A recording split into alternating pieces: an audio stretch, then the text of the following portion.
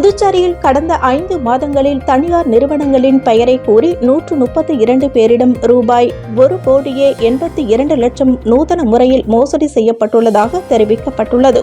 Puducherry cyber crime காவல்துறையினர் வெளியிட்டுள்ள எச்சரிக்கை பதிவில், பிரபல தனியார் வங்கிகள் நிதி நிறுவனங்களின் பெயரை கூறி குறைந்த வட்டியில் கடன் வாங்கி தருகிறோம் என மர்ம நபர்கள் பலரிடம் கூறி வருகின்றதாகவும், அதன்படி புதுச்சேரியில் கடந்த 5 மாதங்களில் 132 பேரிடம் ரூபாய் 1,82,00,000 மோசடி நடைபெற்றுள்ளது.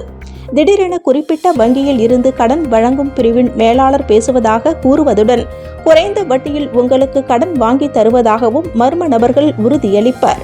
மேலும் கடன் பெற ஜாமீன்தாரர்கள் தேவையில்லை என்றும் வங்கி பரிவர்த்தனையை வைத்து கடன் தருவதாக கூறுவர். காப்பீட்டு பதிவு, செயல்முறை கட்டணங்கள் என ஒவ்வொருவரிடமும் அவர்களுடைய அவசர தேவையை புரிந்து கொண்டு ரூபாய் 2,000 முதல் ரூபாய் 16 லட்சம் வரை இணையதளம் மூலம் மோசடி நடைபெற்றுள்ளது. எனவே பொதுமக்கள் எச்சரிக்கையாக இருக்க வேண்டும் என காவல்துறையினர் தெரிவித்துள்ளனர்.